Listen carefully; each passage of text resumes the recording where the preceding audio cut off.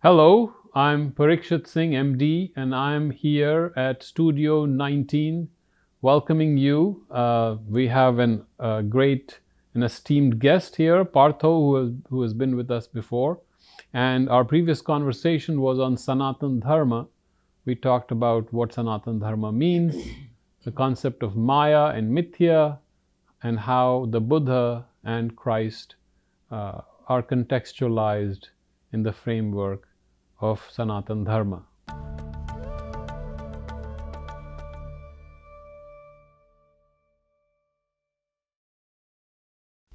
Namaste, Parthoji. Namaste. Namaste. Thank you for coming again. And we have some questions for you today from the audience. But I would just like to quickly summarize what we discussed last time, what I understood, and you can correct me, and then we can take it from there for those who haven't watched the previous session.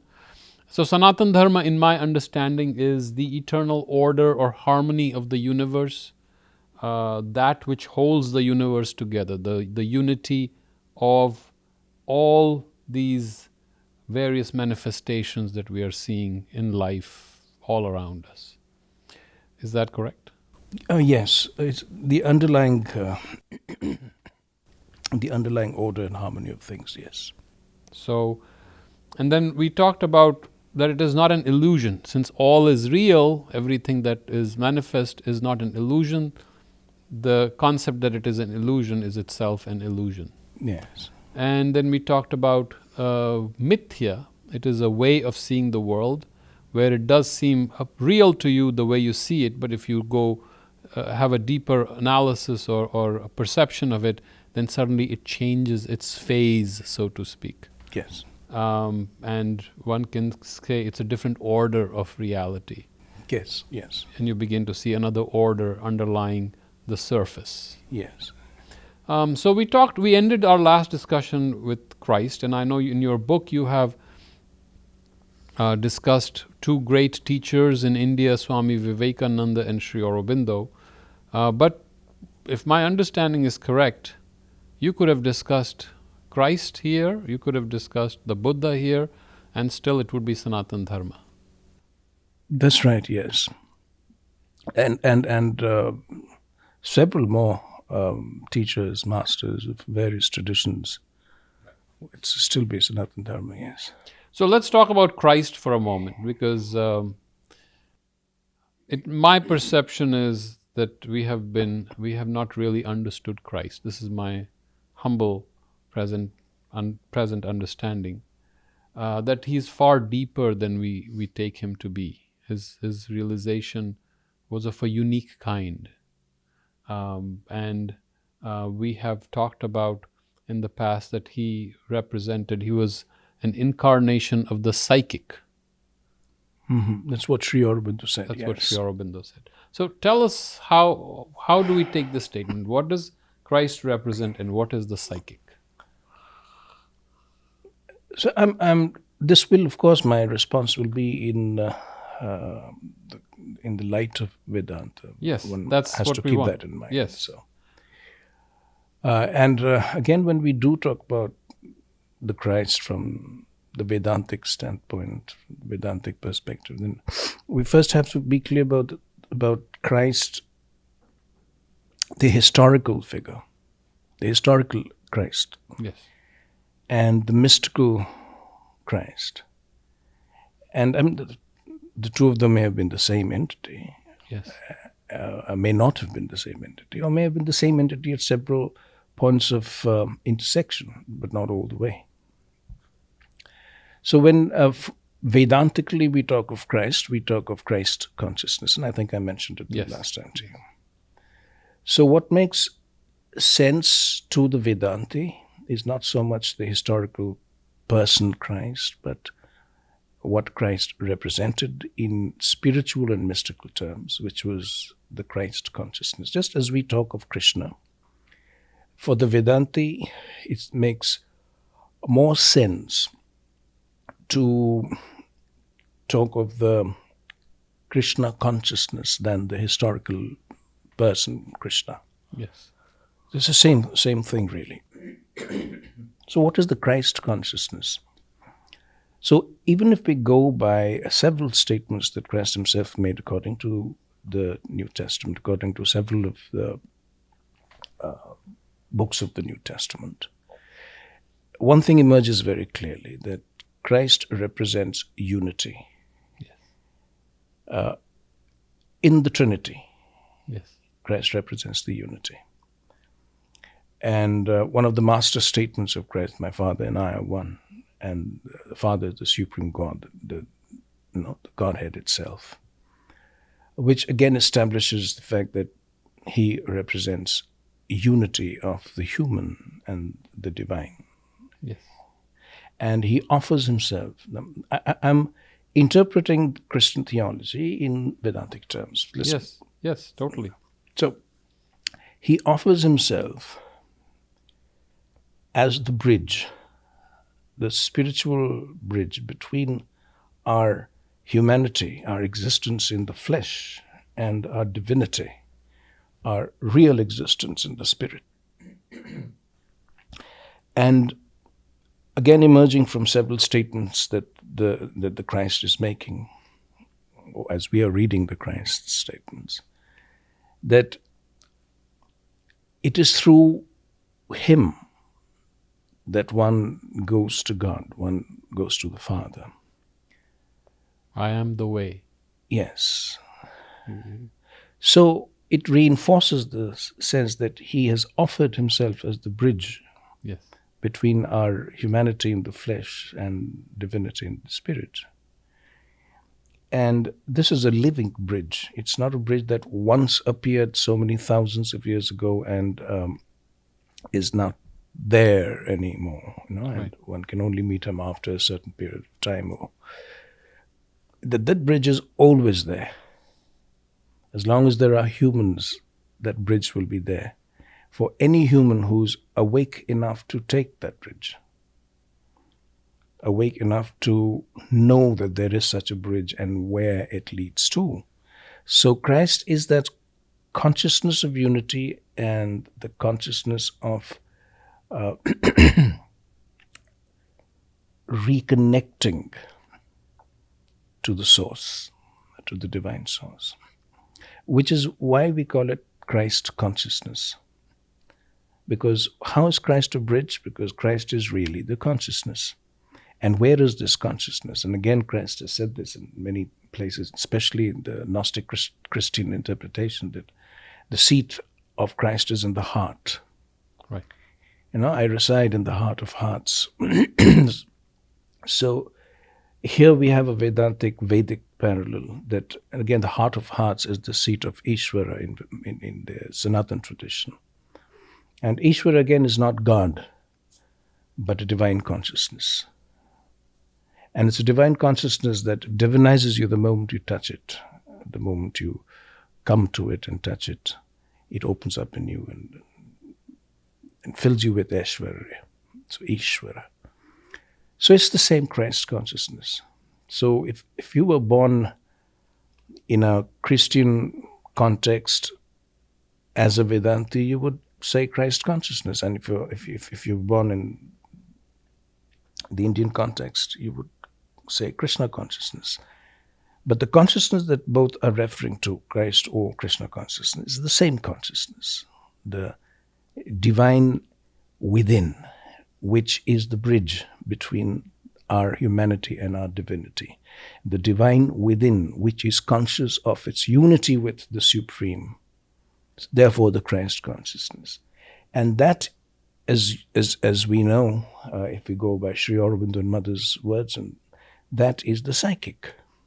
Is the psychic which is seated in the heart of our hearts and is aware of its source, is completely conscious of its origin, its source, and is the bridge between the outer physical, material, mental, vital personality, our existence in the flesh, let's say, and our true existence as Atma in the spirit. So these are all referring to the same reality.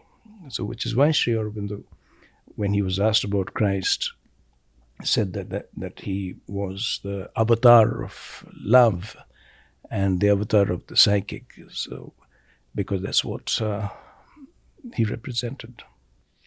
So often I feel that there are two aspects to Christianity as it's understood nowadays. I'm not talking about Gnostic Christianity. There's an external form of the religion with its customs and with its tradition and also a theology around Christ, which, as far as I know, Christ did not talk about the theology. He lived. So the theology was created around him, but it often contradicts. And Yes, that is something that I've never figured out. it happens it has happened in Sanatan Dharma. It has happened in Bauddha Dharma. The Buddha never constructed any theology around him. Even this term Buddhist did not exist when he was there. And amongst the last things the Buddha said when he was going to give up his body was not to preserve any of his teachings, because he said, if you preserve my teachings, then it becomes a sort of a shortcut for the follower of truth. And once you start following something that's already handed down to you, you don't reach the truth. You lose the spirit. You may get the body, but you lose the spirit. So the same thing has happened with so many of our own gurus, and the rishis and maharishis of the Sanatan tradition, who have specifically said that the word is not to be heard and preserved, but to be internalized, assimilated, and spiritually realized and lived. So exactly the same thing happened with Christ. If we take the Christ to be one of the rishis that we talk about in the Sanatan Dharma, and he definitely was a rishi, if we go by all that we know of Christ, then obviously he will not say that, whatever I'm teaching you, you put it down in a book and freeze it and follow it. That's not the point. The point is that I'm saying something to you from my living reality. Take it in, assimilate it, eat of it, drink of it, make it one with your own substance. This is the language of Gnostic Christianity. Make it one with thy substance, so that which I give to thee becomes thy substance. You get transubstantiate. Right, transubstantiate. So, and this inner awakening that comes is the resurrection. So the resurrection is not physically rising up again. I mean, again, Gnostic Christianity made it so clear that this is a highly metaphorical event. The metaphor is important to grasp, because when you are not living as the soul, you're dead. And when you're awakened as the spirit, the soul, then there's resurrection, then you're resurrected. And once you're resurrected, then you have transcended the mortal plane, as it were. So these are realities hidden in metaphor and symbol.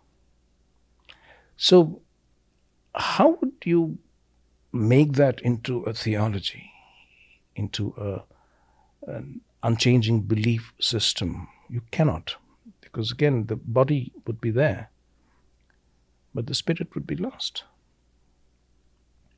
One of the best illustrations of this was, I think, Dostoevsky's book, brilliant way in which he did this.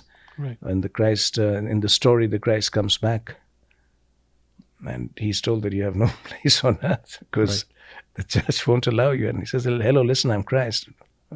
That's why the church will not want you here. Yeah. So it's a brilliant story and very powerful in what it tells you. Right. That the point is not to follow a religion, but to get into the Christ consciousness. That's the whole point of religion. And the moment you enter the Christ consciousness, you don't need the outer religion anymore. Just as we say, the moment you come to Krishna consciousness, you don't need the dharma anymore. The dharma falls off you. Yes. And Krishna says that so clearly in the Bhagavad Gita. The moment you have come to me and you've become my-minded, you don't need any dharmas.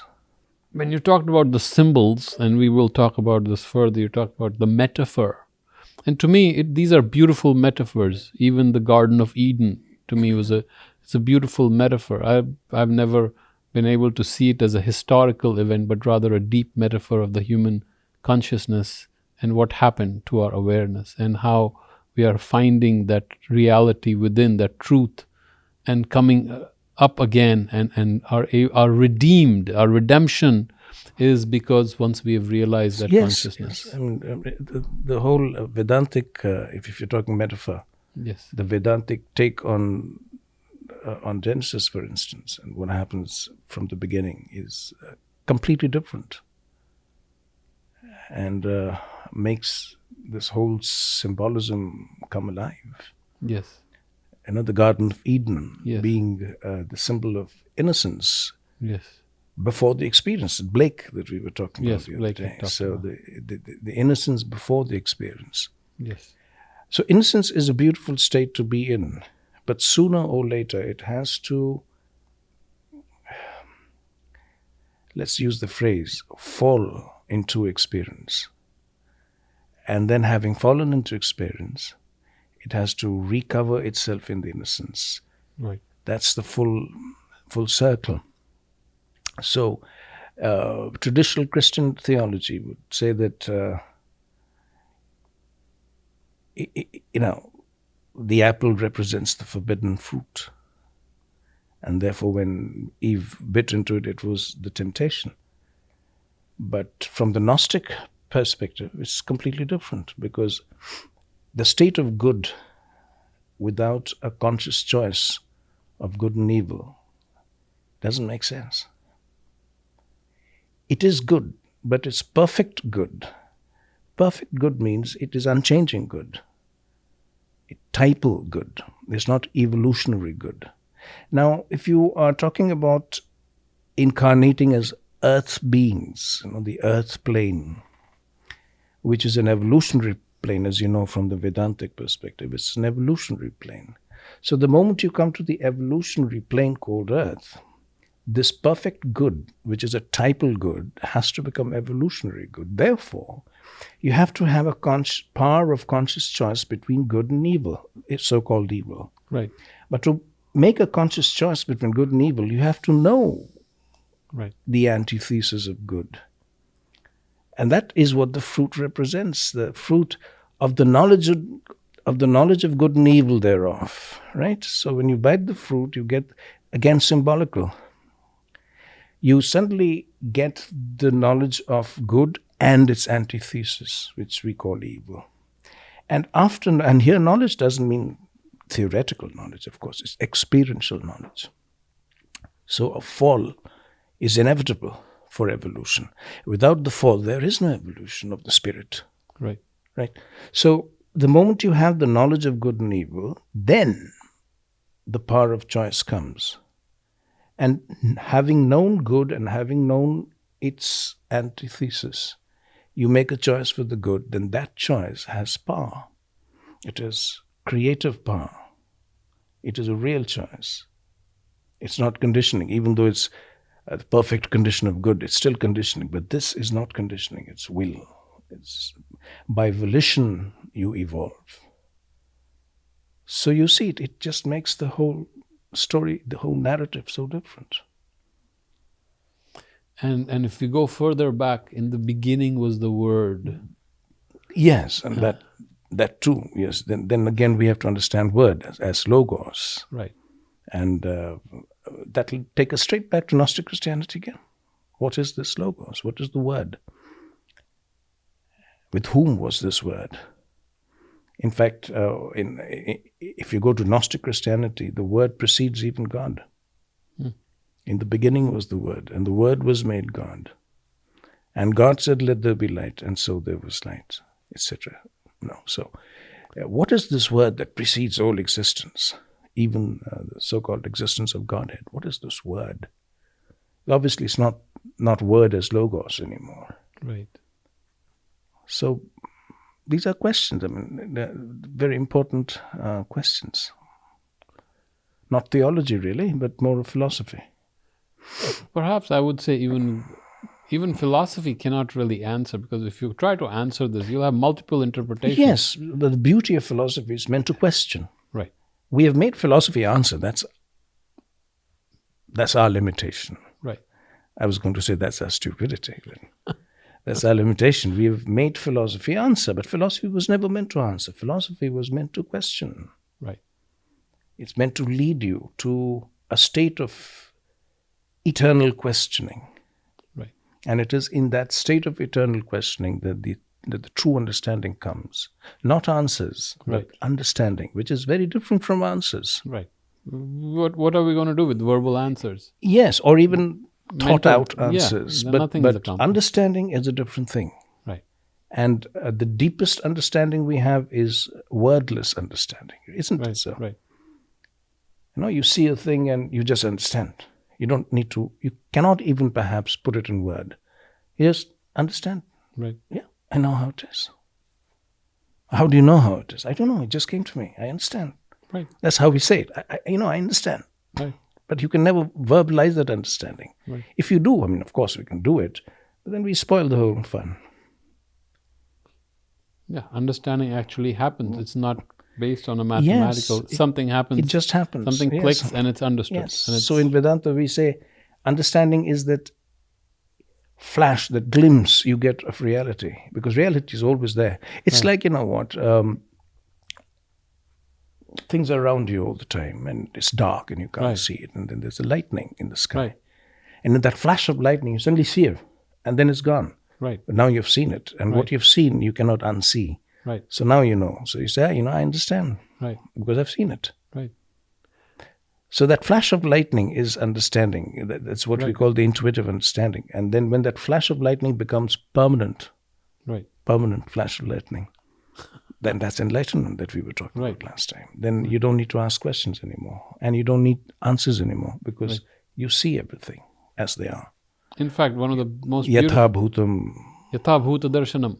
Yatha bhutam darshanam. Yes. Yes. So to see seeing things as it is. Yeah. To see things as they Yatha bhuta darshanam. Yes. Yes.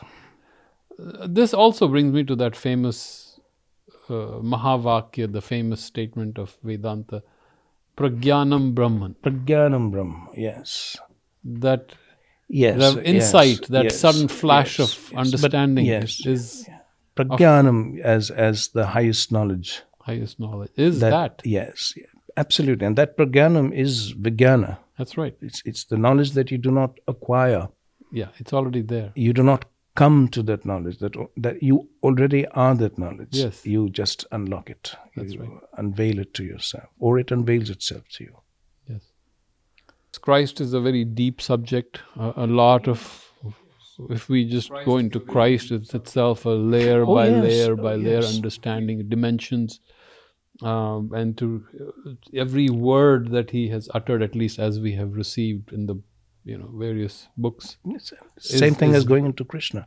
So Swami Vivekananda once said, I think he was in America at that time, and he said that somebody was asking about going into Christ consciousness or going to Krishna. He said, go into Christ or go into Krishna, how does it matter? But go into the blessed consciousness. Yes.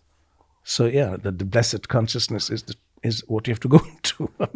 Right. And I think that is the problem, that is probably the biggest problem. Having a paradigm, having a theology is okay. But to create a theology that makes you scared to question, that has kind of blocked our minds. Yes.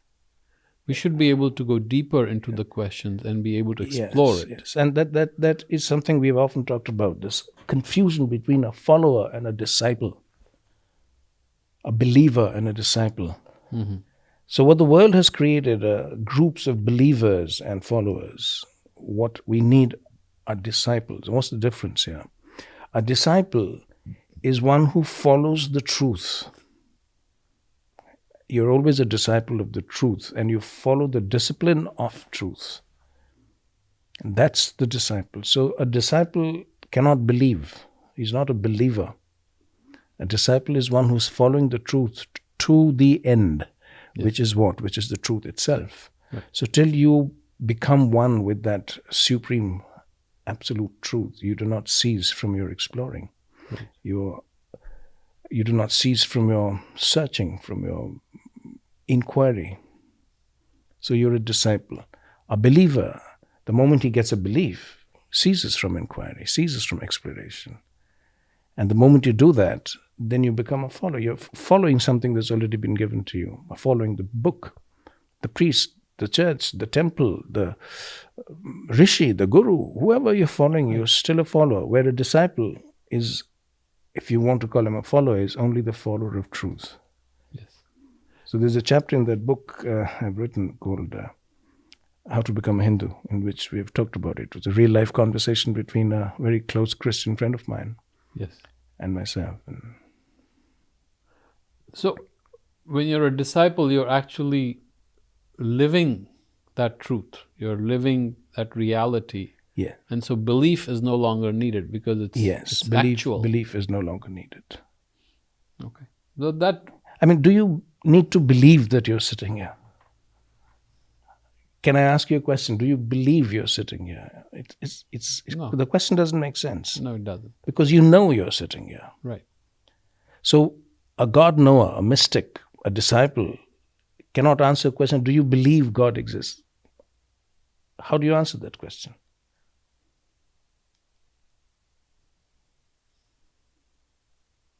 So, I think your message is to live, to experience, to become. To become. And realize the divinity that is within. Yeah. Otherwise, we're just wasting time. Yes. In just talking. So that brings me to my next question, which has come from one of our astute students, shall we say, one in the audience of 3. Is in Vedanta, is there an afterlife? And if it is, what kind of an afterlife are we allowed in Vedanta? I mean, do you have parties? Do you go to the beach? What is it? Oh, well, the fundamental belief is not the right word. Very difficult to get words, you know. Yeah. I mean, as I've written it, the fundamental truth. Yeah. But for most people, that doesn't make sense, you know. Either it's a belief or it's a thought or it's a concept. So whatever word you want to choose. The understanding. Truth, as I said in the last conversation we had, the truth around which Vedanta is built. Right. The truth around which Sanatan Dharma is built is that one reality. And because that one reality has become this universe, it has also become you and me. Because we are living cosmos. We, you and me, and every other human being, we are the cosmos that has become self-conscious and intelligent and articulate. Expressing itself, the cosmos expressing itself through mind and matter. That's what human beings are. So, it is that one reality, that one cosmic reality that has become the human. And even as we are human, that one cosmic reality is us as the spirit, the soul. And that soul or the spirit is what we are. We call it Atma in Sanskrit. So I am not the body. I am not the mental personality. But I am the soul behind the mental personality and the body. I am upholding the body and the mind. I am expressing myself through the mind and the body. I'm using the mind and the body as instruments, but I am the spirit, I am the soul. And that is my truth, that is my reality. This is Vedanta. So the soul is not material. It's not matter. And it is not mind, so it's not mental. So it's neither mental nor material. If it's neither mental nor material, it does not exist in space, time, or in the web of causes and effects. Right. So we say it's beyond space, time, and causation. It is timeless because if it's beyond time, so it's eternal. It has no time. And because it's not material, It has no body. It uses body, but it is itself not body. So it's not material. Therefore, it is neither born, nor does it die. It is, the Gita says that it is neither born, nor does it decay, nor does it die. It is eternal and goes on timelessly. Universes arise and dissolve, but the soul goes on because it's beyond space and time. Now, it's infinitely difficult for the human mind, which is finite, to grasp this idea of eternal. We use the word so often in our common, in our everyday speech, eternal, eternal. But what does this eternal mean? Last time we had this conversation on the infinite. Right. The difficulty of the finite mind understanding the infinite. So exactly in the same way, the difficulty of the finite time-bound mind, the temporal mind, understanding eternally, understanding eternity, the eternal. So now, to respond to your student's question, and it's an astute question, if the self that I am is not material, then where is death? And if the self that I am is not mental, psychological, then where is death? Because what dies in us really? Have we considered that? What is it that when you say I'm going to die, what does that really mean? Only two things in you die. The body falls off and it's buried or cremated or whatever. And your mental personality, the one you identify yourself as. Right. Your habits, your patterns, your knowledge, your beliefs, your memories, all the psychodrama of your existence. Sorry? Memories? Your memories, yes, your projections, all the projections, all the memories, all that, the mind in you, that's your mental personality, and that's what you identify yourself as. So when you say, I'm going to die, it's that personality that you're talking about, that I will cease to be that person I know myself to be. And when others around you say that, oh no, he's going to die, what they're talking about is this personality that they know you as is going to dissolve. So when I don't want to die, no man or woman, no human being wants to die because they want to preserve this mental personality and this physical existence, knowing full well that the physical existence cannot be preserved beyond a point. And so far, I don't know about the technology of the future. And the mental personality also cannot be preserved because the mental personality anyway is changing almost on a daily basis. And the mental personality that you were and identified yourself as 20 years ago is no longer what you are today. So there is no death. Therefore, where is the question of an afterlife? So Hindus talk about reincarnation. But the Vedanti does not. For the Vedanti, reincarnation, afterlife, these things they exist, but they exist for the body and mind. They don't exist for the self that you are. The self that you really are, you're beyond it all. So there's no afterlife. There is only life which is eternal. There's only eternal life. But then what about the psychic being that bears the life each individual and then yes, the psychic being is a continuity. right. If you believe that there is a psychic being, and even better if you've experienced yourself as a psychic being, then you know that A, you are eternal, you will not end, your body will fall off, your mental personality will dissolve, but you as the self will go on. That's the psychic being. And the psychic being knows what it is. It is conscious of itself. It's conscious of its origin. So it doesn't die. It knows that the moment of so-called death is coming. If you're living in your psychic, then you know that the time has come where your body has to be given up. Now, very interesting things happen when you know yourself as the psychic. Because when you know yourself as the psychic, the inner self, the true self that you are, then you also know that this mental personality that you project of yourself to the world outside is not you. Right. And you're also completely conscious of how it's changing by the moment.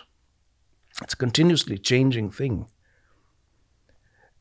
And because you have identified yourself with your psychic, with your true self within, the Atma, the true self within, you no longer identify with the mental personality. So you more or less let go of the mental personality. There's nothing to hold your mental personality together. The will that's needed to hold it. You've withdrawn that will. You have transferred that will of identification to the self, the soul. So the mental personality simply dissolves and falls apart.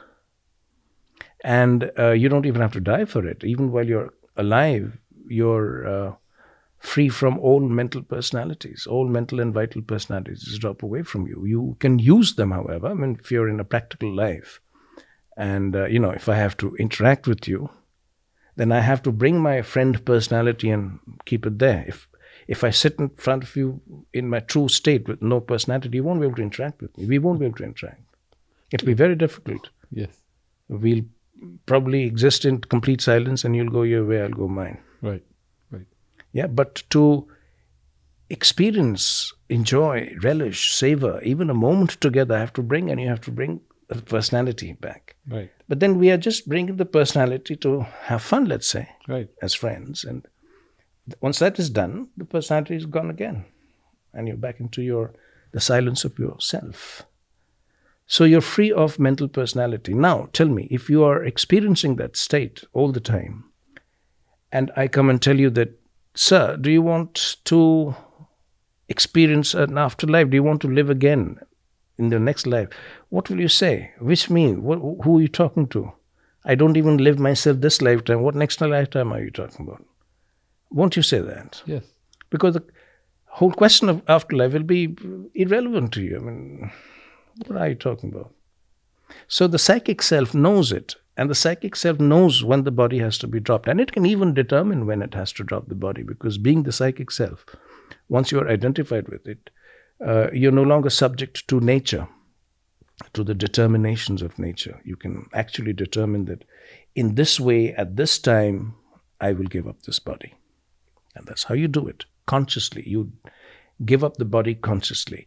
And there's nothing in the mind to give up anyway, because your mind is in such a silent state that there is no mind. So you just drop the body. Now, what happens to you once you drop the body? So, this is my phone. I identify with it in a manner of speaking. I use it.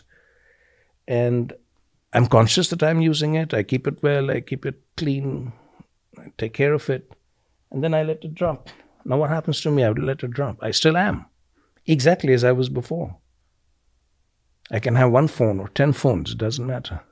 So exactly the same thing with the body. I drop the body. I still remain intact exactly as I was before. But now outside of time and space.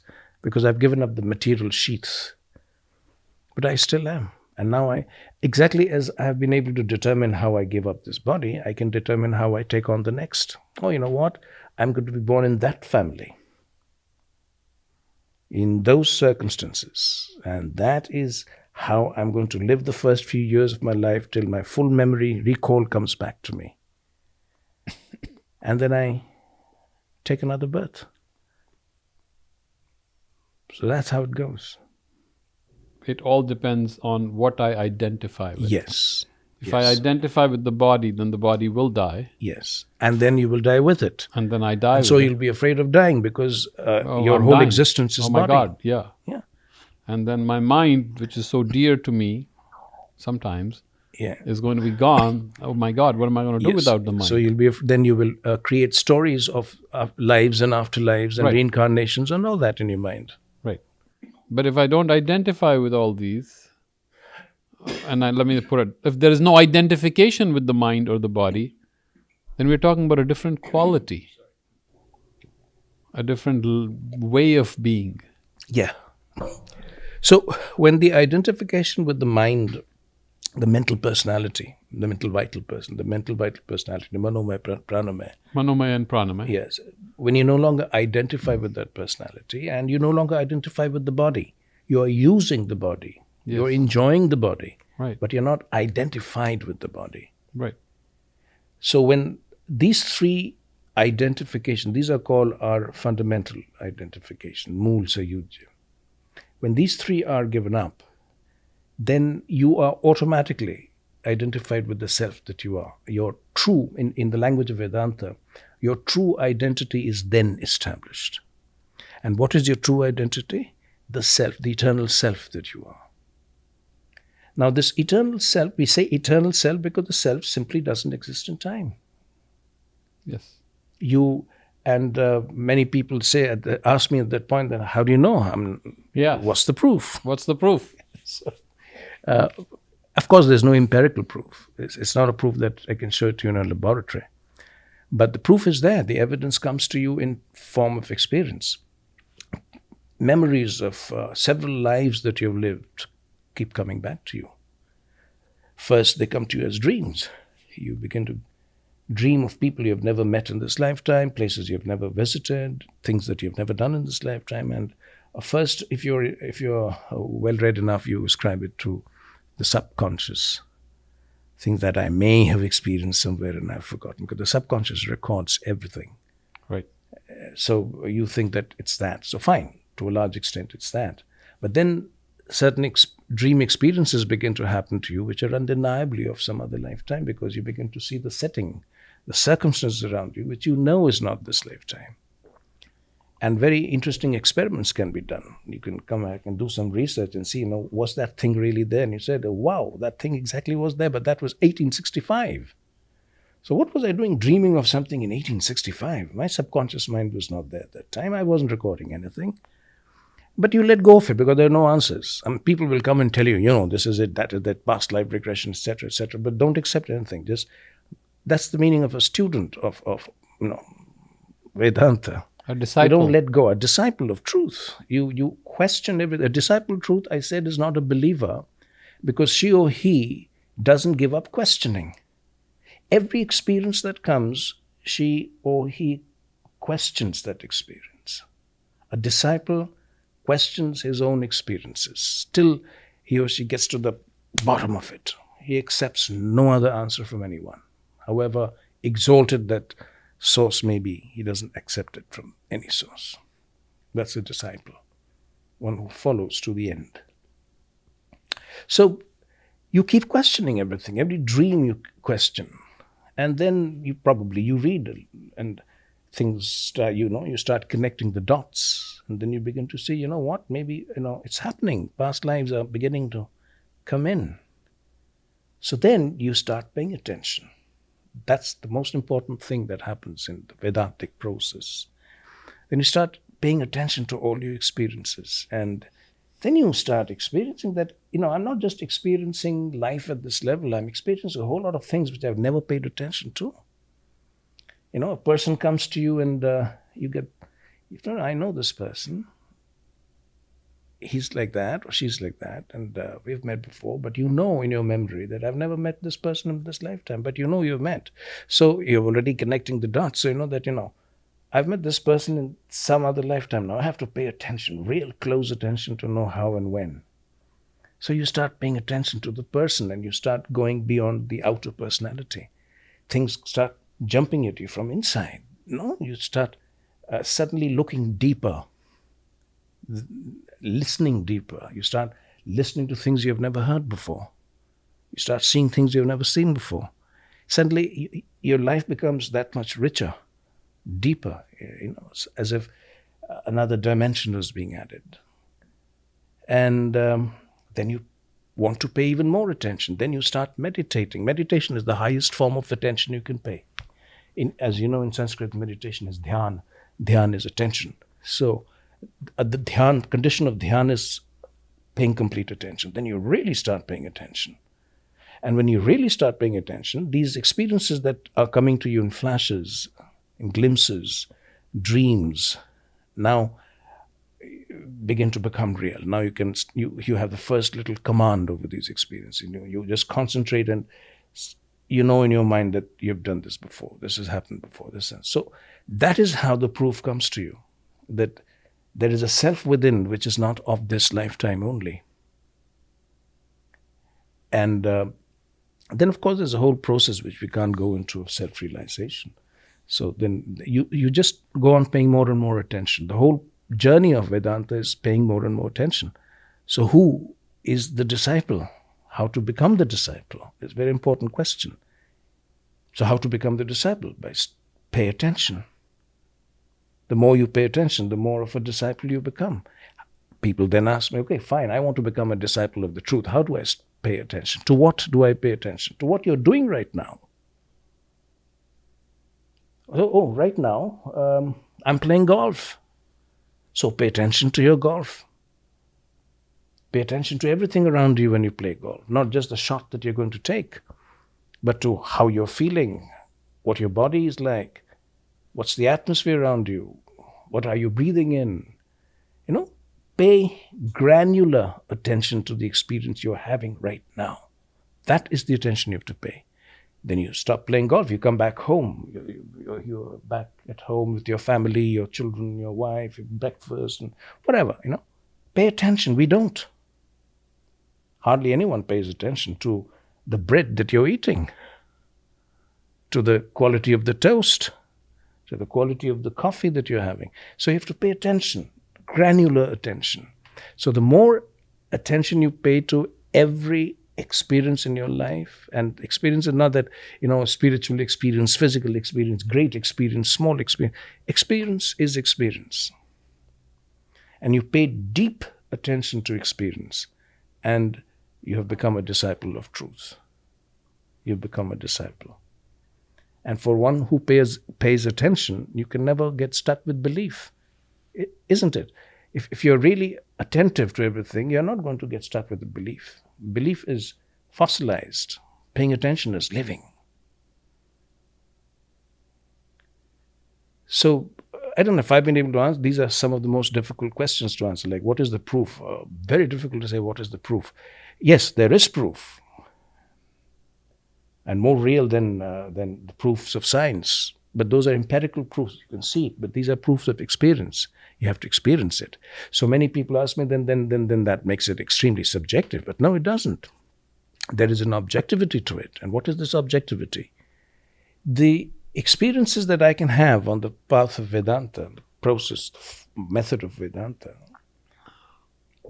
you can do exactly the same thing and have same or similar experiences. So if I say that these are the steps to paying attention, step 1, 2, 3, and I do this and I come to this level of attentiveness, you also do that. Here it is, step 1, 2, 3. Go do it. And if you sincerely go and do it, you will also come to exactly the same thing that I've come to. And that is living proof. This is objective. But yes, you have to do that homework. Traditionally, in Vedanta, there are 3 kinds of pramanas accepted, which we call evidence or proof. And the one is sakshatkar, which is seeing for yourself. Yes. Sakshatkar, right. Pratyaksh praman. Pratyaksh. Pratyaksh praman is the first, the irrefutable, most irrefutable evidence you can have. I have seen it. Yes. Sakshatkar, as you said. Right. So Pratyaksh, aksha is eyes. Yes.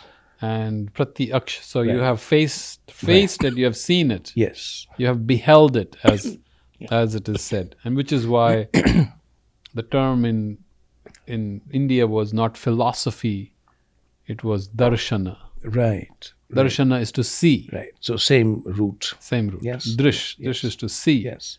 So once you have seen it, then it's Yes. that is your evidence. Yes. And then you are known as the seer, one who has seen. Right. Drashta, or Drashta. one who has seen it. Okay. So one And is the Rishi is also a Drashta. right. The Rishi is a drashta.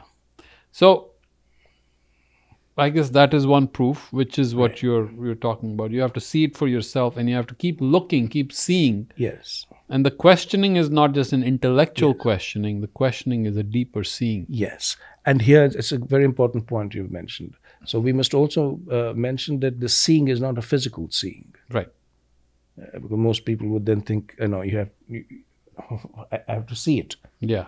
But this is not a physical seeing. This is an inner seeing, an inner perception. Right. The way you know something inwardly. The seeing is actually knowing, inner seeing, the same terms. Right. And then the other evidence is shabda.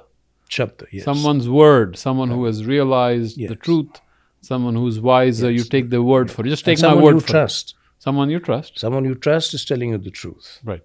So you just take it for what it is. Yes, and then follow it. Follow it. So that is the second. It's considered an evidence. And the third is, of course, anumana. You take, Yeah. you connect. You Right. kind of deduce it.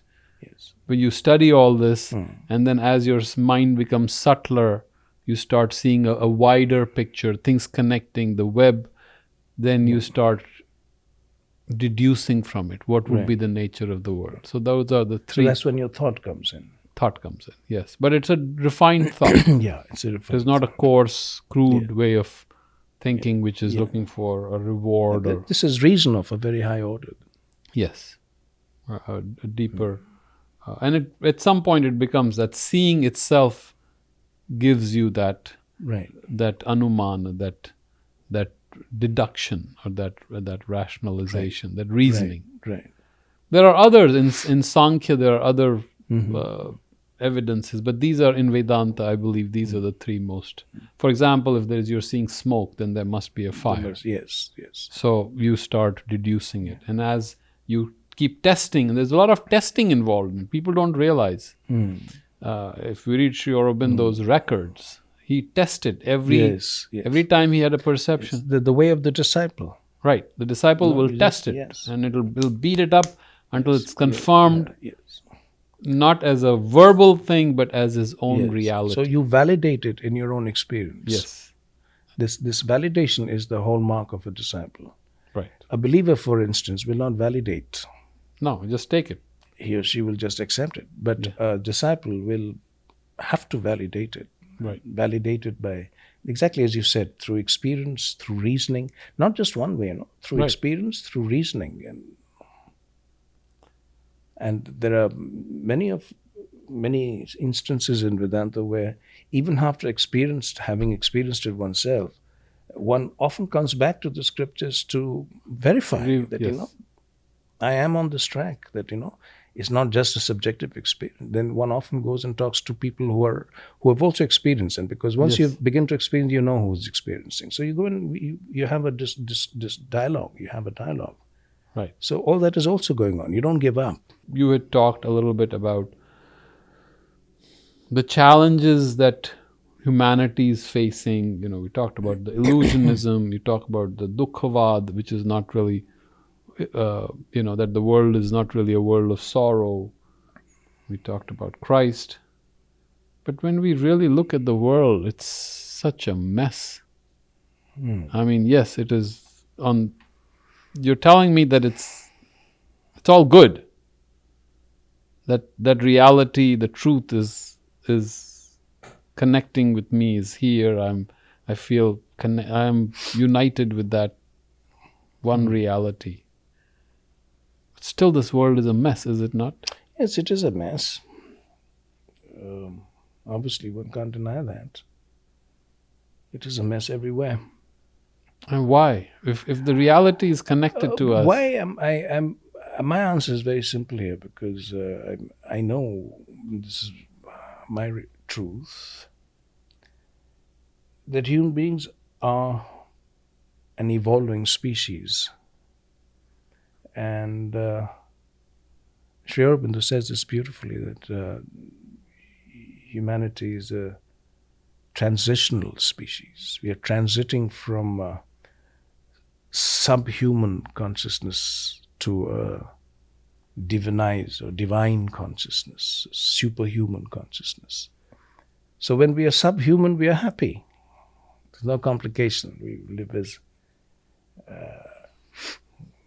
everything is primitive. We live as savages and everything is fine. And then as superhuman, again, there's no problem. The problem is in the transition from subhuman to superhuman, which we are right now transiting through.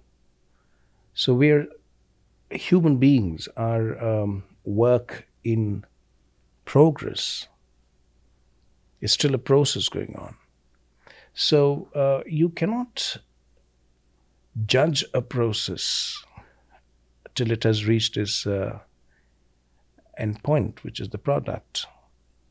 We're not products of evolution yet. We are processes of evolution. So it's like being with a group of kids or playing and doing all kinds of things, and you probably just sit and watch them, perhaps with a bit of amusement, always a detached amusement, and then kids are playing. They'll play. It's the stuff kids do. So what if they're hurting each other, and one of the kids happens to be more aggressive than the others, and one a bit more violent, and the third one a bit more passive? This is nature, and kids are playing, and the one who's aggressive will learn from the one who's passive a bit about passivity, and the one who's passive will learn from the aggressive a bit about aggressiveness, and go on to become a bit more aggressive, passive. Like they learn from each other. So we can't sit there and say it's a mess. No. You see the mess, but it's a mess right now. Right. As things will turn out well, the mess will go. They will all grow up. Human beings will eventually grow up. We will eventually grow up, and I know it. The only thing is that we don't destroy ourselves before we grow up. Right. Because kids do that. They're self-destructive. So I only hope we don't destroy ourselves before we, at least a majority of us, are grown up enough to tell the others, hey, guys, chill, relax. That's easier said than done, Easier, is it not? of course, easier said than done. But there's another way that, and this is the yogic way. Out of this bunch of kids, there are some who are growing up. There are some who have outgrown a lot of their childhood. Right. And they have begun to they've begun to live a different life. They live in a different consciousness, a grown-up consciousness, let's say, a mature consciousness, a more evolved consciousness. And the more people who do that, the more individuals who live in a more grown-up consciousness, it makes a difference to those who are not growing up that fast. It has what do you call it? It infects. Contagion. It's a contagion. Mother called it contagion of light. Right. So this is a contagion of consciousness. You do infect others with your higher consciousness, just as people with a lower consciousness can also infect others with their lower consciousness. So for me, again, the hope is at least some of us who are growing up should very consciously radiate that truth or that consciousness that is coming to us. If you're one of those who are beginning to open up to a higher consciousness, or beginning to open to a higher consciousness, then one of the first things that you do is to direct that consciousness outwardly to, not you know what I mean. Yes. It's all done very quietly. It's done subliminally almost, but and consciousness has this thing of moving, and you can't hoard consciousness. You can't keep consciousness to yourself. It's impossible. It's like flowing water to yourself. The water will flow. The consciousness will flow, and it will go through you, and it'll do good everywhere. Wherever this consciousness touches, it'll do good. That's what Vedanta knows. And for yoga, that's what yogis do. Most of the yogis, they don't even have to go out physically anymore to meet people. They can sit in their isolation and do more good to humanity than thousands of people trying to do good to humanity put together. So how do I change the world? Okay, so I understood kind of Sanatan Dharma, and I want to change the world, make it better right away. How do I do that? Very simple. Okay, tell me. Very simple. Bring the light into yourself and fix the light in yourself. That's important. Fixing the light within oneself. Become completely, ruthlessly aware of every single human twist inside yourself. Become ruthlessly conscious of every immaturity within yourself. Don't judge yourself. Don't look upon yourself as unfit or unclean or sinful or bad. No, nothing called bad or sinful. There is no sin. There is no bad. But everything is growing. as I said, work in progress.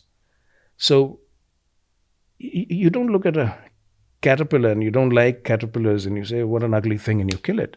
You wait for the butterfly, which is going to be such a beautiful thing. And then you don't look at the butterfly and say, oh, it was so ugly. That ugliness is subsumed and transformed in the beauty of the butterfly. So human beings are like that. We are all caterpillars moving towards some sort of a metamorphosis within ourselves. So if you want to do good to the world, there are two things. One is, how much of the butterfly am I becoming? And two is, how much of this consciousness of the butterfly can I send out to the world as consciously as I can? So that's how I think we can impact and transform the world. But what is very, very important is to do this continuous, really, 24/7 work within ourselves. Catch hold of every twist, every distortion, every shadow within ourselves, and transform them to light, to more light, to more light. The more we do that, the more the work gets done on earth, the more people grow up, because finally we are all on the same boat. Right. We all sink together, we sail together. Right. So if we are growing, inevitably the others too will grow. It's a question of who pulls, what is the strength of those who are pulling us down into more degenerate states, going back to resting in the subhuman, because it's very comfortable. Don't disturb me, let me rest in the subhuman. It's easy. Whereas to pull oneself upward towards light is very difficult work. So you talked about evolution, and we hear a lot of controversy between evolutionism and creationism. And we talked about the image of creation, the metaphor of creation. But how does evolution work? That's different. By evolution, you're talking about evolution of the species as against creation of the species in Earth. Right. Evolution of the universe. Yeah. So I'm talking about evolution of consciousness. Uh-huh. Because for me, the evolution of it's already, you just have to study science. It's already, you just look at matter and you know what's happening. You just have to, what do you say, follow the money. Follow the money. In That's this the case, American way. You just follow the molecule. Okay.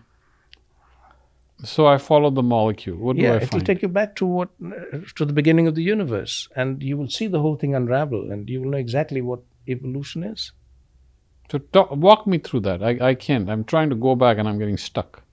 I follow the money. So if you start with the mind and with the cosmos as we are, right, and start tracing it to its origin, so there'll be two things happening. One is the body, my physical existence.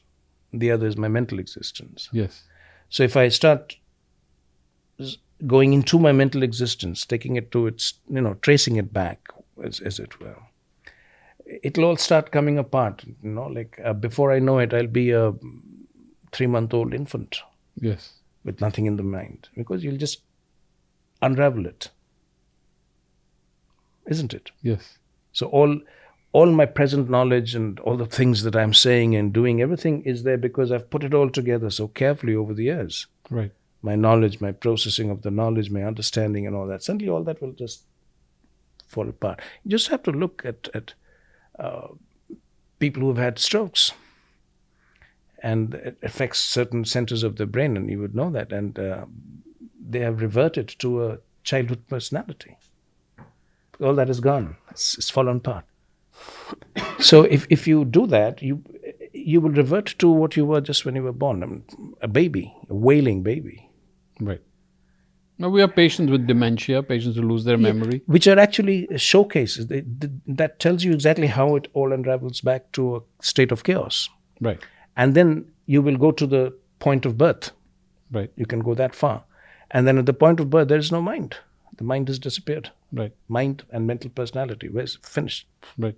So it's just the biology, the biological entity called the body. So you keep doing the same process. You keep going to the source, trace it back.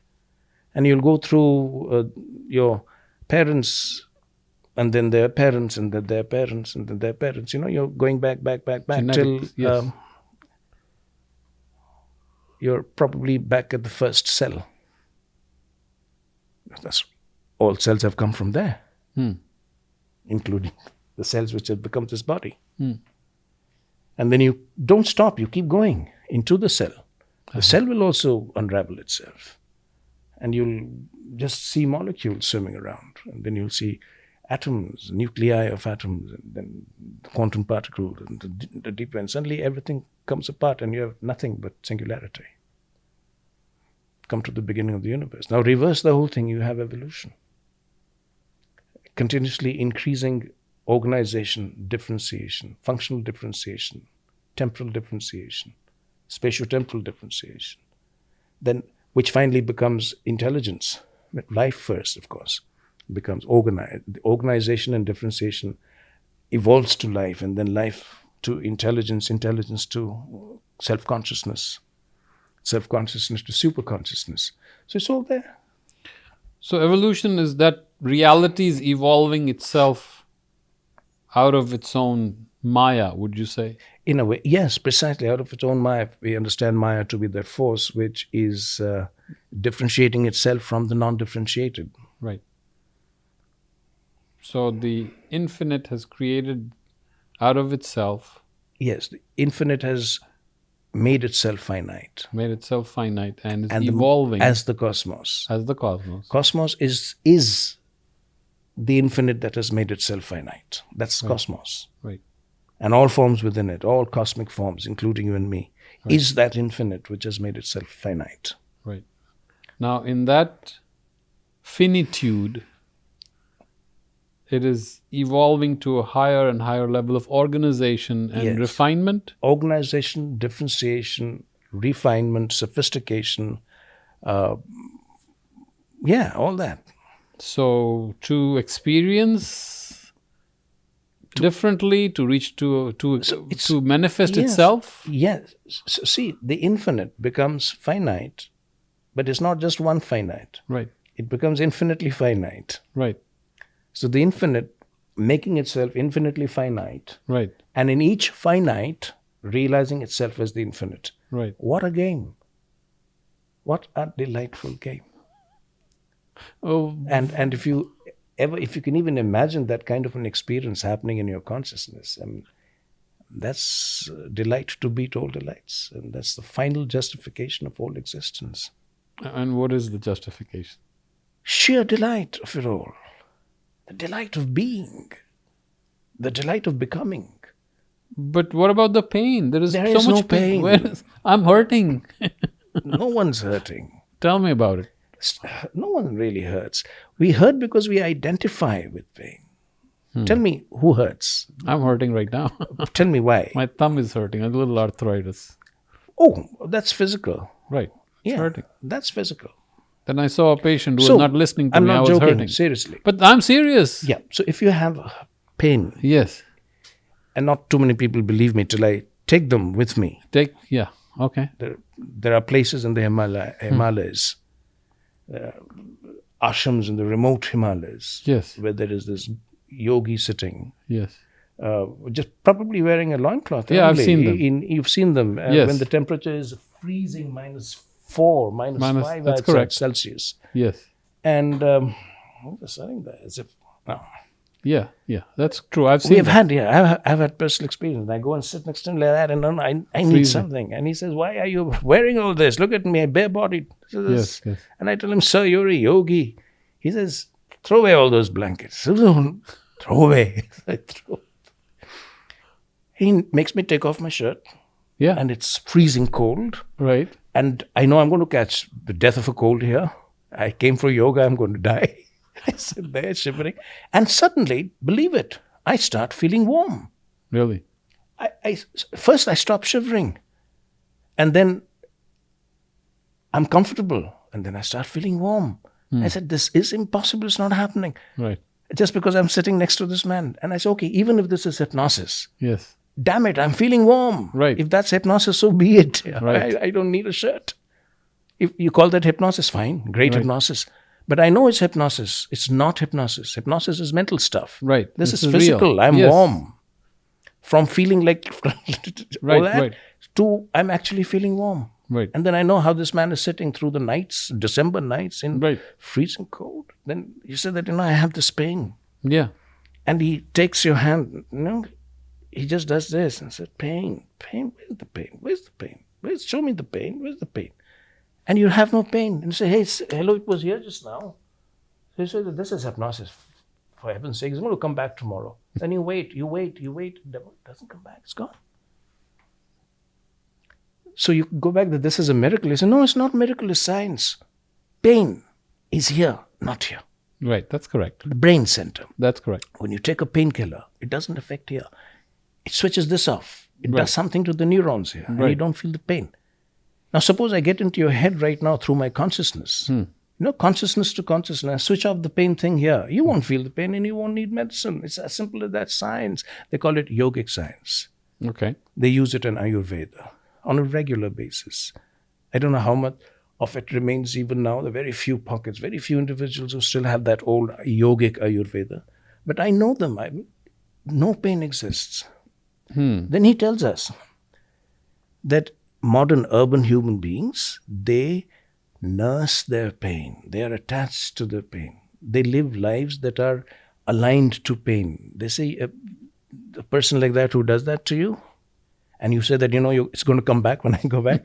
He says, I'll tell you how it will come back, he says. He doesn't you lie want to it you. He back. says it will come back because you believe in it. Right. Your brain is wedded to that damn pain there. Right, So that's it will come back. But if you don't want it to come back, start doing things that I tell you now. It will never come back, no matter what the pain is. Okay.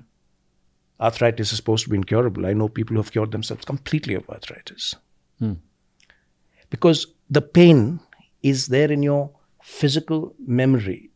Mother used to call it the memory of the physical consciousness. There's a physical consciousness in us, which remembers things and gets stuck. You know that. Yes. When the mother talks about the physical mind, as your Physical mother mind. call it. Yes. So the physical mind is that which says that, it's a very cold morning, Yes. and if I don't put on a jacket, I'm going to catch a cold. And then you actually catch a cold. Yes. Why? Because your physical mind believes it should. Believes. That's correct. Mother used to say that's how we grow old. Every year they say happy birthday, and I'm 1 year older, therefore I should grow old. After 10 years you do grow old. Yes. But if your physical mind doesn't believe in it, you will actually slow down your aging to the point of reversing it. Right. So the yogis say that everything in your body can be reversed if you start living consciously. But most of you people who come to me that's what he told me, from the cities, you don't live consciously, you don't live healthy, you don't live consciously. Yes. You're eating all kinds of junk, you're breathing in air that is not doing any good to you. You're doing work which is not good for you. You people work like donkeys. In fact, he said that even donkeys don't work like that. That's correct. They will work 4 hours and then they will just sit down. So you people work like donkeys, and you people are doing things that you don't love doing only for this thing that you call money. You've created this thing called money in your story. There's stories in your head about money and success with money, and therefore I'm successful, etc. So you have created stories, and then you get caught up in your stories. Right. And then you live unhealthy lives, you're stressed out lives, and then you come to me and you say, I have pain. Of course you'll have pain. So it is in that sense I say, there is no pain, no one hurts. Emotional hurt is the most childish of all things. Emotional, physical hurt, I still give it a bit of importance because, if you're not conscious, it takes you a long time to become conscious. Till then, you have accumulated these pains. So I have some sympathy for you. Yes. Physical pain, in Hindi we say bechara. Physical pain, poor man. Poor guy. Yes. Poor guy. But emotional pain, I have no sympathy, zero Why? sympathy. Because that's stupidity. All emotional pain is egoistic. Really? It's absolutely. Tell me one emotional pain which is not of the ego. Well, if you're in love with someone and that person doesn't respond. So if you're in love with someone, that person cannot hurt you anyway. If that person can hurt you, you're not in love with that person anyway. We don't think that way. Because we are not in love. Hardly anyone is in love. We are in lust. Okay. We are not in love. We are in need. Right. We are not in love. If you're in love, Right. love as Vedanta, even yoga, mother used to define love. Vedanta defines love as self-giving, period. Self-giving. That's it. What is love? Self-giving. Two things the mother used to say. Love is self-giving and paying attention. So you're sitting here and you're thirsty. Right. I'm sitting and I know it. I get Offer up, you the water. give you water. I've paid attention. That's love. Love is not saying I love you. No. Love is paying attention. And love is self-giving. Now, as our yogis say, it's not possible to come to self-giving without paying attention. Self-giving itself is an act of attention, an act of infinite, tender attention. So if you've come to that kind of love, which is self-giving and paying complete attention, who can hurt you? Not the person you love. Because what gets hurt? I always ask this question when people talk about getting hurt. My first question and only question, who gets hurt? Who or what in you gets hurt? There's only one answer. The ego in me gets hurt. I don't want to get hurt. I want to preserve myself, protect myself. I know, my self-image or my desires or my expectations. Right. You get hurt when your expectations are not met. Whose expectations? Yours. Right. So you again create stories in your mind. So you get hurt. You take yourself too seriously. Anyone who takes himself or herself too seriously is inevitably going to get hurt. So the trick, the yogic key is never take yourself seriously. Never take anything seriously. Take only one thing seriously, the life that you're living. Are you paying attention? Are you conscious? Take that seriously. Nothing else needs to be taken seriously at all. So who gets hurt, sir? So suppose you see someone getting hurt on the road, someone got hit by the car. No, that's again different. Someone getting hit by the car. And I'm feeling pain. You go and do whatever you need to do to protect that person. You don't just walk by. You will do what needs to be done. You will pick up that person, take him to the ER and get things. All that will happen. But you will not get identified. You will not start crying. This has happened. Pratitya samutpanna. Now, tell me. You won't believe this. But I'll tell you anyway. Because we are talking yoga. Yes. This person leaves this house at 10:02. Right. Because he was supposed to leave at 10. Right. And his kid comes and says, you know what, fix this for me. Yes. So you, all right, and you just fix it and you leave the house at 10:02 instead of 10. Right. Now this car that's coming, it is supposed to cross you by at 10. Right. You're supposed to leave at 10. The car is supposed to cross you at, let's say, 10:02. Right. And at the precise moment, at that velocity and that trajectory, it's supposed to pass you by. Now you leave at 10:02, so you reach this point at 10:04.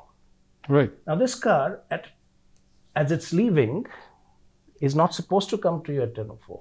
But because you're late, that it's supposed to pass you by at time A, it actually comes to you at time B, where this person who's driving gets a call, which he's supposed to get at 10:04. Right. Gets a call. For a second, he gets distracted and boom, hits you. Now, that's called pratitya samutpanna. Yes, everything is connected. Everything in this universe is connected. If you had left 2 minutes earlier, not 2 minutes, actually 30 seconds earlier, it would have just whisked past you. So when you look at the universe as the Buddha does, the Buddha says nothing is an accident. Okay. Everything, that car has hit you because at the beginning of the universe, it was seeded. Okay. That moment of hitting you was seeded into the very beginning of the universe. To the fabric? The fabric of the universe, pratitya samutpanna. There's nothing you can do about it. I can go back and change it if I'm a yogi? Okay, so to go back and change it, you know what all you have to do? You have to stop your kid from coming and telling you, fix this. How do I do that? Now, the kid comes and tells you, fix this, because just a few minutes ago, it fell off his hand. It fell out of his hand and he needed you to fix it. Why did it fall out of his hand? Because his mom screamed at him, hey, don't do that, don't go there. And it fell out of his hand. So you have to go to the mom. Why did you scream at that time? Right. So the mom screamed at that, and because at that precise moment she remembered that she had to give a check and she's forgotten to give the check. And she picks up the phone to call you to say, call her husband to say that, and then she sees the child and screams at the child. And why did the thought come to her at that precise moment?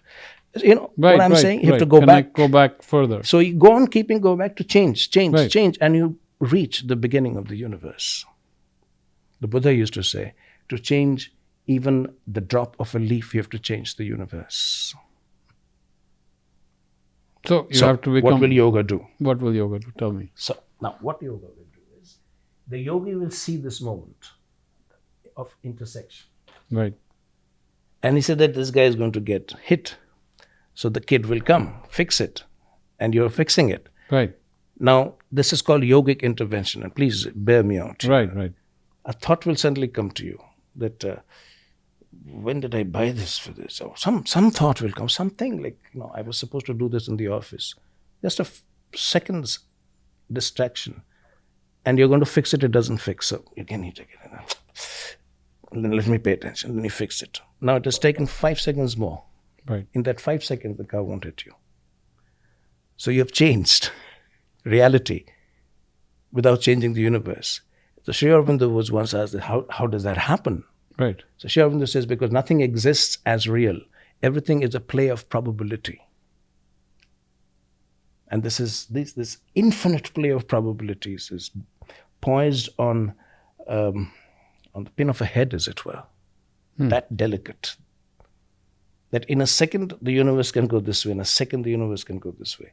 It depends on how conscious you are of the workings of the universe. That's the meaning of pay attention. Be conscious and you'll know how the universe works. Most of the time, as again, Sri Aurobindo himself once observed, most of the time the yogi will not intervene. Sometimes he will. That's called the grace. Most of the time he will not. He's okay. The car is supposed to hit him. He'll get hurt and he'll get well. And because he'll get hurt and he'll get well, 20 years down the line, this will come to him, and this would never come to him if this hadn't happened. Therefore, let it happen. So the yogic intervention is very rare.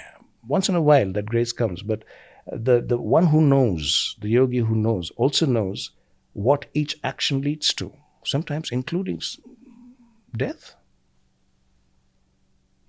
Well, we talked about death. So if death is only of the body. Therefore, you know what can lead. I mean, even death becomes a play of life, the play of the possibilities of life. But hold on. Let's go back on the suffering side. I'm not perfectly all right with it. Comfortable with the suffering. So I have patients who are hurting. Yes, they have emotional pain. They have physical pain. I'm talking about personal example, right? They're hurting. All right. Yes, they were abused when they were children. And it's not in their hands. They were abused. Little girl was hurt. Yes. And she's carrying that for 50 years and she's manifesting that pain in her life and in everybody's life. Yes. And as a physician, really, there is nothing I can do. There is things that you can do. As a physician, there's hardly anything you can do. As a yogi physician, there's a lot you can do. Okay. What can you do? So a yogi sees through and begins to see layers of pratitya samutpanna behind the thing that's happening. Right. And a yogi does not see in the frame of one lifetime. There are several lifetimes. Right. Oh, and of the family and of the and not just the individual. But, yes. It's a unbelievably complex web. Right. Of causes and effects. And the deeper you see, and a yogi sees very deep, the more layers you can see. And you can see the suffering of this child going back probably a few lifetimes, and you can see exactly why this has happened in this lifetime, why this child has suffered. Right. And what this suffering has now become for this grown-up child. And having seen all that, you know exactly what to resolve in her, not probably this lifetime. This is like real deep psychoanalysis. Or what would you call it? Psychological healing? Yes. What do you call it? So this is like real deep level psychological healing. Because you're healing at levels beyond the lifetime of the person. Where the real problem is, you undo it there. And then it gets undone right here. And that which you're holding, which is going to cause a lot of suffering and even disease. Almost all diseases are caused by things you hold within yourself. So all that is released. And you come to health, and you don't even know how all this has happened. It's like a miracle, because you will never know how this has happened. But it has happened because your physician also happened to be a yogi who saw things that the ordinary physician would never even think of seeing. But hold on. But even as a physician, if you're a good physician, I'm talking about a good, practical, real life physician. We're not, not a yogi physician. So you're compassionate, you smile, you comfort them, all that is your important. Healing words. You don't have really no medicine is going to help this. Right. The pain, that deep pain that is being carried. So obviously, a smile is obviously better than medicines. Right. Very often, your kind word, your look in the eyes, a deep compassion. Right. But isn't there pain? That is pain. No, that person. There is pain. That's a result. Right. And multiple layers behind it. Right. What I'm saying is you don't get identified with Yes, the pain. You don't get identified with the pain. Right. Right. You treat the pain Right. or heal the pain as you must. Or the At whatever level of identification, being you are. or the person's identification with that narrative. Yeah. The person is identified with that narrative, Yes. that I have, this is who I am. But that person who suffered is no longer there. Right? The past is no longer Yes. there, right? But the person is carrying that past. Yes. I know of a real life incident where a woman was suffering for many years, and she, mentally suffering, physically suffering, carrying all kinds of diseases, and she was brought to the Dalai Lama in Dharamshala once, and the Dalai Lama was told about it. The Dalai Lama just came and sat next to her. Just sat next to her and held her hand for a while, and started talking to people around and did whatever he said, and then got up and went away. In 3 days, the woman was completely cured, mentally and physically. And she didn't know how. Right.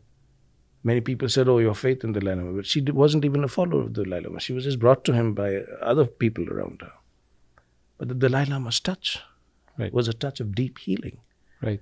Not because Dalai Lama was a physician, but because Dalai Lama is Dalai Lama. He's a Buddha. Compassionate, yes. Pure compassion. Compassion practiced and lived for a lifetime. In fact, in Dalai Lama's case, many lifetimes. Right. Consciously lived and practiced compassion. Compassion so vast that it brings him back lifetime after lifetime to do good to humanity. Right. That's the Dalai Lama's compassion, the compassion of a bodhisattva. Right. Now, when that compassion comes and touches you, what can you not heal? That healing will go past this lifetime of ours, back through. It will heal time itself. And you have no idea how many things it can heal. The person who will be born in the next lifetime with certain, negative tendencies will now be born without those negative tendencies, because in this enormously complex and almost unknowably complex web of causes and effects, a healing has happened at such deep levels that even the next lifetime is healed. Future is impacted. This person will no longer be born with pain or hurt. Almost reminds me of that movie. Remember that movie? What was it? The Devil's Advocate? The Devil's Advocate, yes. Where he goes back in time and just changes one thing. Yes. Everything collapses. Absolutely. That was an amazing movie, The Devil's Advocate, yes. Keanu Reeves and Al Pacino. Yes. Brilliant movie. And, after all that happens, he comes back to exactly the point, when he's splashing water on his face. That's right. And he's seen the whole thing, and he takes the right decision. He makes the right choice. Right. And everything is changed. Everything collapses. All the devil's game is finished. Yes. And I often ask the question, who then was the devil? Who then is the devil? Right. We don't know. Okay, there's a lot of food for thought here, or lack thereof. Yes. Because, as Eliot said, we are not capable of thought. What did he say?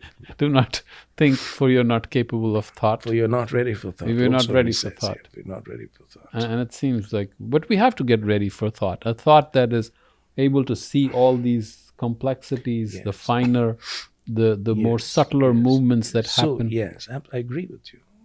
We have to be ready for that kind of thought, the higher thought. Yes, a higher kind of mind. Yes. And that I want to, since in this book you've talked about Sri Aurobindo, who has inspired you, whom you dedicate this book to, along with Swami Vivekananda, you have absorbed their wisdom. Sri Aurobindo talks of different levels of the mind. Yes. Since we've talked about refined thought and subtle thinking, and thinking on a bigger scale. Yes, bigger and subtler, both. Bigger and subtler scale. So you're able to connect a lot of things that were out of your ken right. for the long. Who is ken? Out of your horizon, and you're able to connect. You're able to kind of almost see things Yes. with your mind, Yeah. almost like an Einstein. You're able to Yes. connect. Yeah.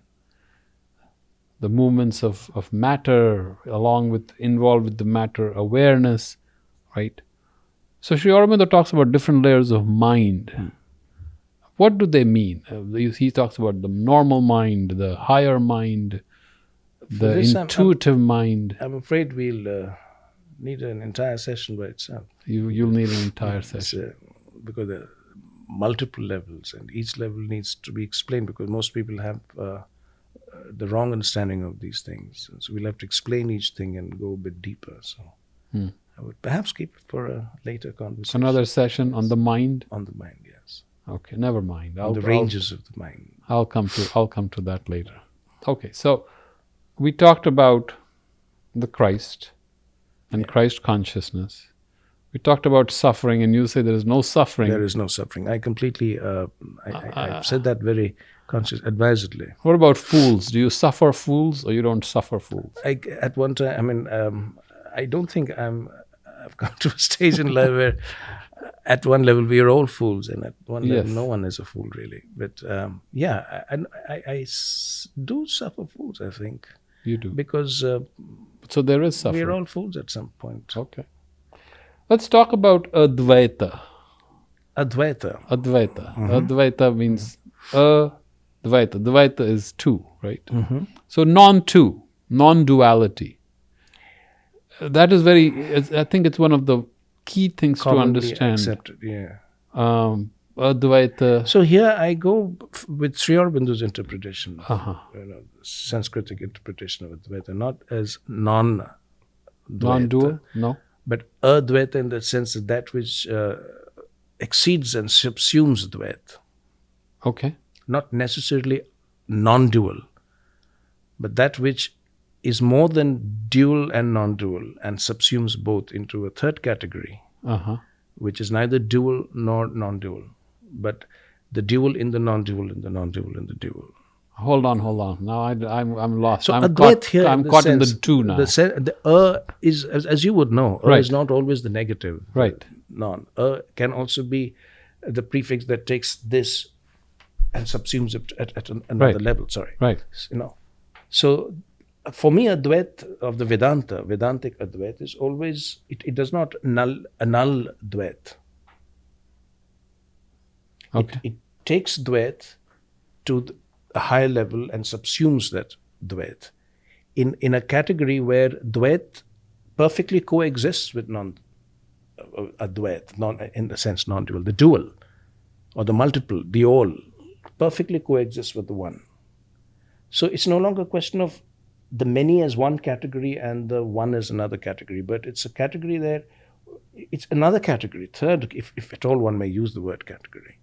It's Where togetherness. The one is the many and the many is the one. The dual is the non-dual and the non-dual is the dual, without in any way ceasing to be non-dual. The non-dual is dual without ceasing to be non-dual. So the duality that I have, I and the world, It's not a real duality at all. Because the world and you are not separate. You cannot be. As I said a while ago, if you reflect once more on that, we are the cosmos that has become conscious. Right. We cannot be anything else, right? The universe starts from one point. If you go to singularity, everything comes from there. So you and I are the cosmos, which has become conscious and has become self-conscious beings here. Eventually to become conscious again at higher and higher levels, higher and higher orders of consciousness. So if I say that I and the world, it makes sense only at a mental level. Intellectually, one can say I am the world. It's a sort of a convenience. Right. But in reality, there's no I and the world. The world is I am the world. In fact, the universe is me and I am the universe. It's like there's no separation. It's only a mental separation. Then that's not real. I mean, you can talk about it, but you're talking about something that doesn't exist. It's like two great scholars debating a thing that doesn't exist. So This is a very interesting take on non-duality of existence, because non-duality, we used to think everything is one. Now Yes, everything is one. Right. But it exists in multiplicity. Yeah, that one exists as multiple. I mean, Right. it's not very difficult to grasp that. It's the one that exists multiply without ceasing to be the one. And it is able to bear all the diversity and potential contradictions and conflicts. Yeah, it's because all the diversities are its own diversities. Right. So there's nothing even to bear. Right.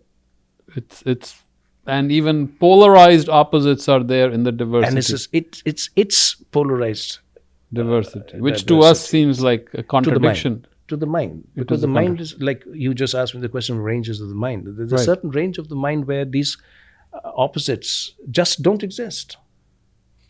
Even if you think about it, these opposites are projections by our own mind in a certain way. Yeah. Because I'm looking from my perspective.